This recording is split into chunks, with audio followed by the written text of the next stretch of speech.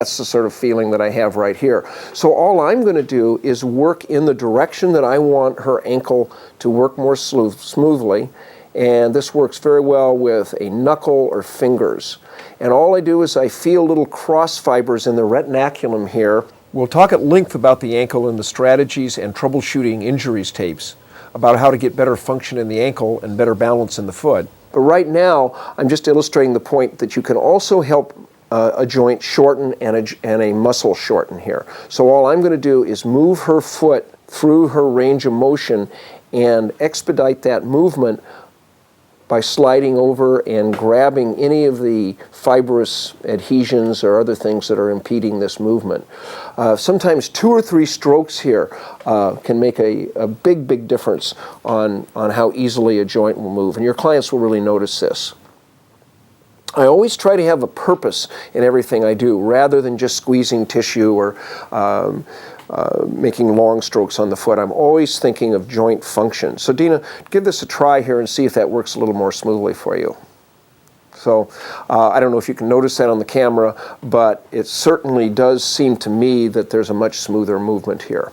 One of the things that, of course, could be impeding this would be the tight soleus or gastroc, which would mean that I would shorten this and at the same time stretch the posterior compartment here to increase her range of motion.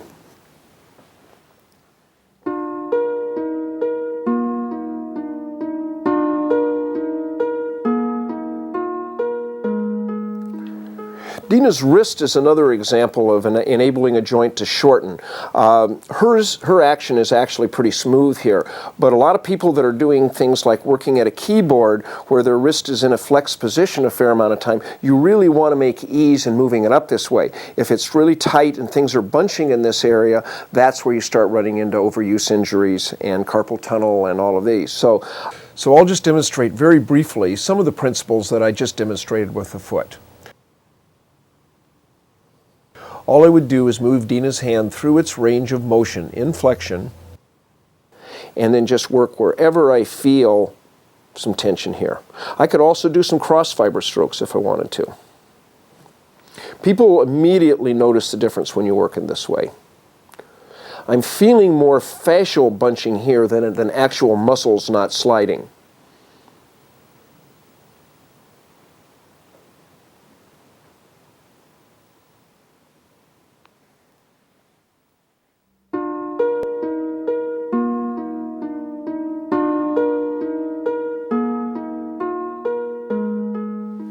I'm going to combine 2 strokes in this next section to differentiate between the two and make them a subcategory of the lengthening strokes.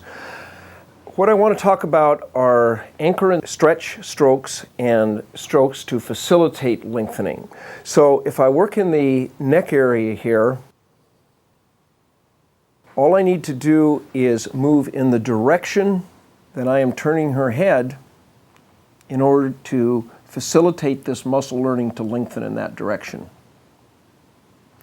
If you notice, we're moving into a more active stage. Instead of just letting the body lie there, we're starting to move it through range of motion. We'll be talking about putting muscles in different degrees of stretch. So I can anchor anywhere I feel a tight muscle and then move the body in such a way that that muscle has to lengthen, and then I facilitate that lengthening by grabbing the muscle and stretching it.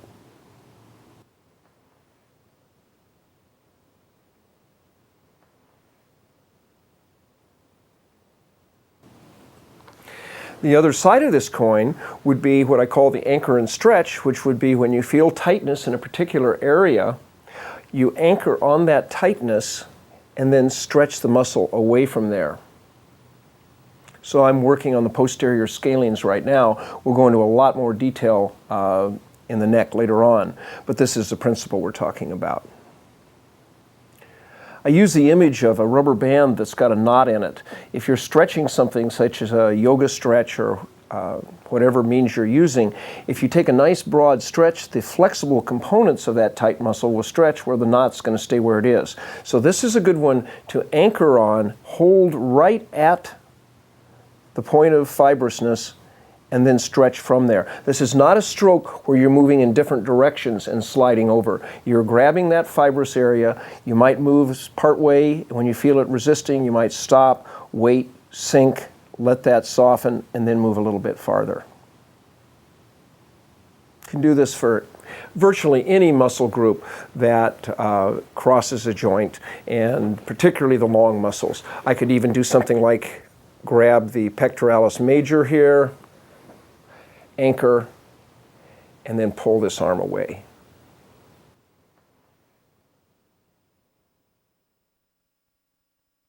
Anterior shoulder girdle in stretch. This drawing of the shoulder girdle, and particularly the pectoralis major muscle, shows the advantages of abducting the arm to put a stretch on muscles. As long as we have the arm up here, let's talk about the teres major and minor. They adduct the arm along with other issues of rotation, but all I need to do is, if I'm going to do an anchor and stretch, is put this arm down here, anchor in this area, and then right from that area stretch.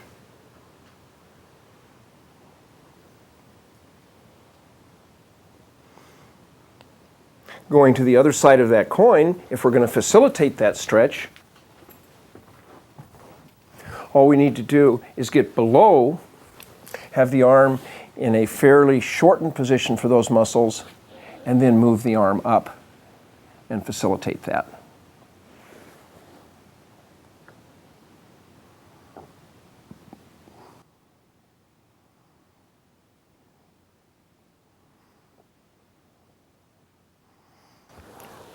Let's move to the lower body to look at a couple other examples.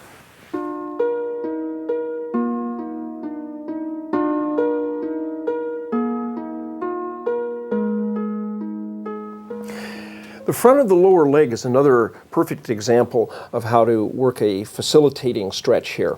So what I'm doing, I'm working just as we did before in the direction of the muscle, but I am facilitating this muscle lengthening by pulling the foot down into plantar flexion here. A lot of people, when they lie on the table and you see their foot right up like this is what they need to be able to let this foot move down here. So all I need to do is stretch this muscle by plantar flexing the foot, and at the same time grab this tibialis anterior and the fascia and all of this around here and move it in the same direction. If I wanted something a little more intense in my fingers, or if my fingers weren't strong enough, I could then move to my knuckles.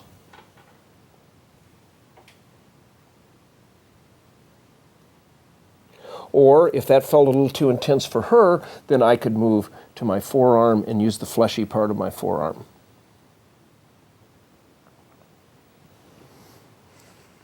Just from this little bit of work, I think you can sort of see that her foot is slightly farther down on this side already. And then the antithesis of that stroke would be the anchor and stretch. So all I need to do is shorten this wherever I felt tension along here, and sometimes it can go all the way up to the knee. I'll just anchor on that area, and this is where I picture the knot in the rubber band. I hold that and then pull the foot down so that all of that stretch is focused right where my knuckle is here.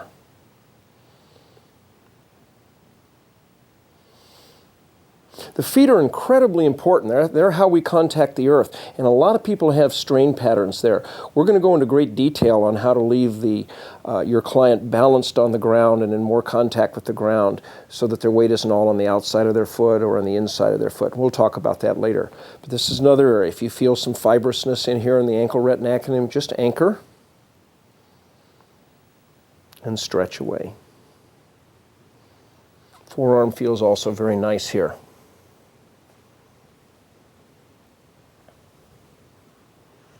Dina, if you could roll over, I'll show on the back of the leg the other side of the body and how these principles would work.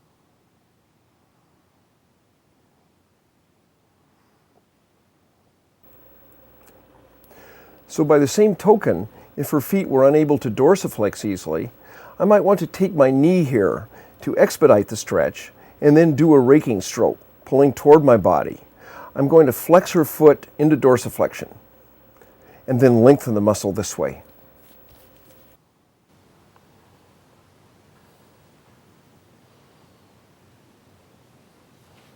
could shorten again and then stretch into lengthening with my forearm.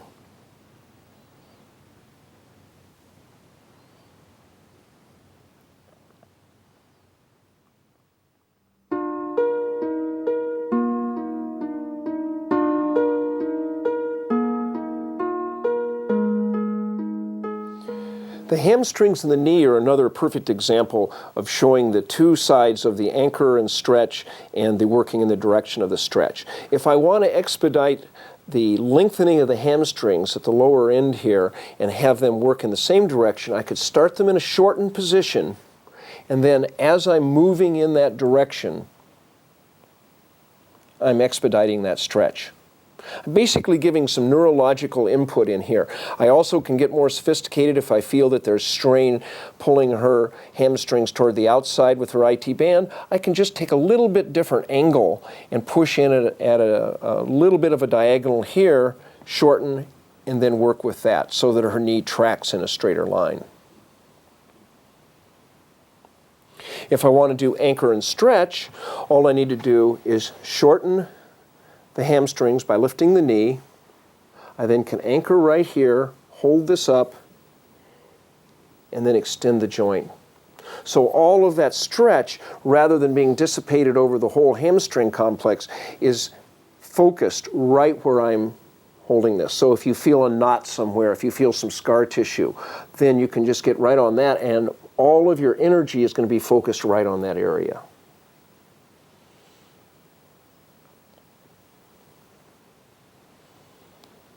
The junction between the gluteals and the back is another perfect example of anchoring and stretching, particularly with someone with an anteriorly tilted pelvis that is giving them a fairly good lordosis, and you want to get some length here. All you would do is pull the gluteals under into a posterior tilt, hold that, and then move up this way.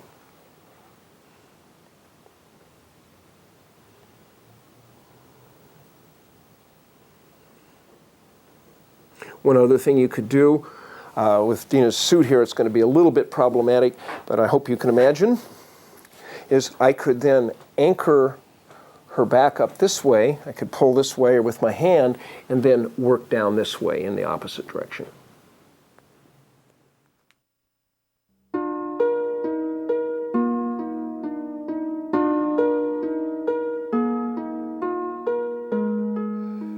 The calf is another good example of a different principle on working with muscles than just lengthening, shortening, cross fiber, and some of the other things we have been talking about.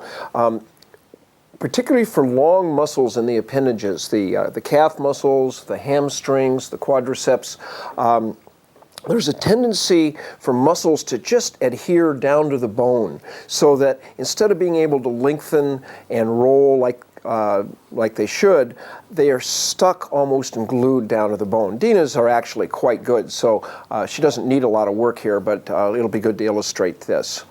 So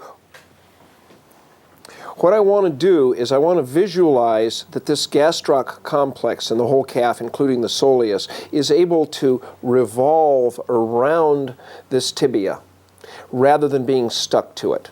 And so what I'm going to do is either from above or below, probably right around the knee joint or at the ankle joint, I'm going to stabilize the tibia. I don't want her whole leg rolling. I'm trying to get this muscle to roll on the leg. So I can anywhere along here, I can just grab wherever I feel that it's not moving, and sometimes you come right to the end range and just wait for sometimes 10, 20, 30 seconds, and then you'll feel that muscle start rolling around the bone. So you can move it along the longitudinal axis of the bone. You can also move it up and down. This works very well for the quadriceps, which I'm not going to show, but there you don't need to stabilize the leg. You grab the muscle and you lift a little bit and you move it up and down so that it's able to contract and lengthen on this bone without being glued there. The last component of this would be to grab as far as you can around the muscle and just lift it off the bone. And take it to the end range. This isn't something that you just sort of keep lifting like this. Take it to the end range where you feel all that soft tissue fighting you, and then just hold it there and continue to lift, and just visualize lifting this muscle off the bone.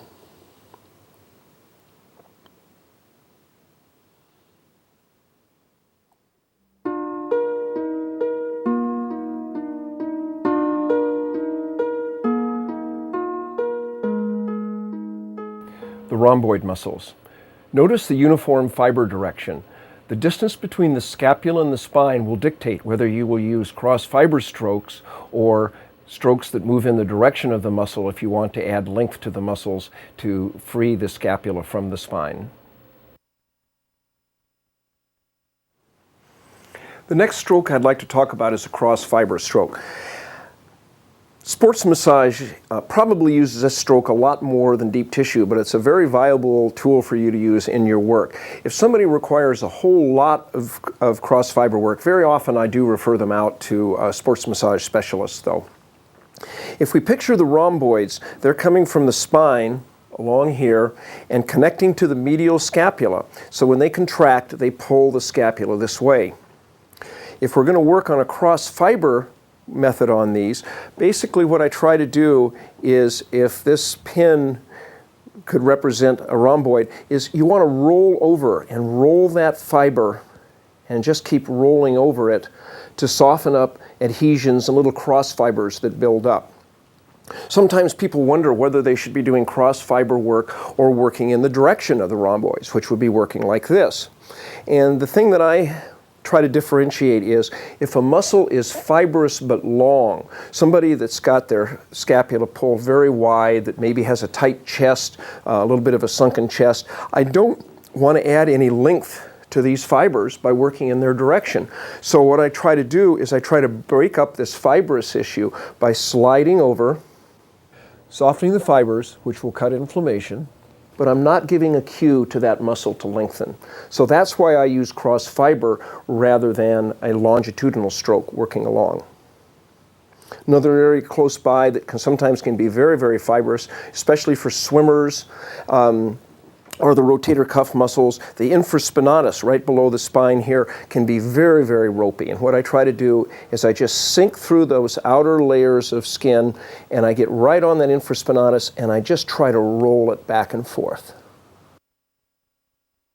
The rotator cuff muscles.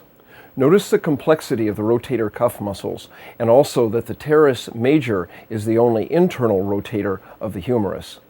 How you position the humerus will make a large effect on the amount of stretch you will be placing upon the rotator cuff muscles when you're working. The infraspinatus muscle. The infraspinatus is one of the most important external rotators of the humerus. Also notice the wide variation in the direction of its muscle fibers. You might want to keep this up for, say, 30 seconds, 45 seconds, depending on how hard you're working. And sometimes you do have to explain to people that the next day, if you're really working hard and you're breaking up some of this tissue, they may be a little bit tender. Let's go down to the gluteal area to talk about the piriformis muscle. The piriformis and deep rotators of the femur. Although it is not crucial that you know the specific names of the rotators, it is very crucial for you to be able to determine which of those muscles are tight. Also notice the sciatic nerve descending below the piriformis muscle. It is extremely important to not put direct pressure upon this nerve. We'll go in a lot more detail on the piriformis later on when we're talking about specific techniques, but the same principle would work. The gluteals are coming down this way, the piriformis is working this way. I just sink right through the gluteals, take a diagonal so I can feel that piriformis. It feels almost like a pencil underneath my hand here now, and I just roll over it and I just try to roll it back and forth and soften it. I stay in there. Most of my work has been to sink down to that level. Once I'm there, I can just stay right on that piriformis. It's really not that important whether you're on the piriformis or one of the other rotators. You go to where the tension is, you stay there, and you wait for the melt. These are cross fiber strokes.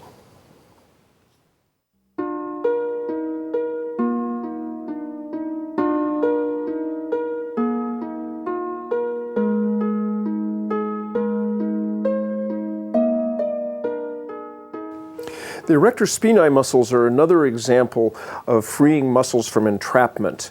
So with many people, they're very, very hard and ropey. And instead of being able to move, Dina's are actually pretty good here. I can actually move them from side to side, but a lot of people's just feel like they're glued down on the deeper muscles here. And they're hard as can be, and no matter how hard you work on them, they don't seem to free up. So I want to show the difference between a cross fiber stroke, which we showed you earlier, and the freeing the erector spinae from that gluing to a deeper level. So if I'm working on cross fiber, I'm going to be sliding over these erectors like this. And that's certainly a beneficial thing to do. I can be softening a little connective tissue buildup and things like that, and that's fine. People somewhat find that this becomes a little bit irritating as you keep sliding over this, and I haven't found great results at softening it. So to free the erectors from that area down below, from which I call entrapment, what I'm going to do is, with my fingers at an angle so that I'm not going to slide over those erectors, I'm going to sink right along their medial border here, and I'm just going to try to free them from the tissue down below. So I'm picturing that I'm on the side of a guitar string or something, and I'm moving it this way.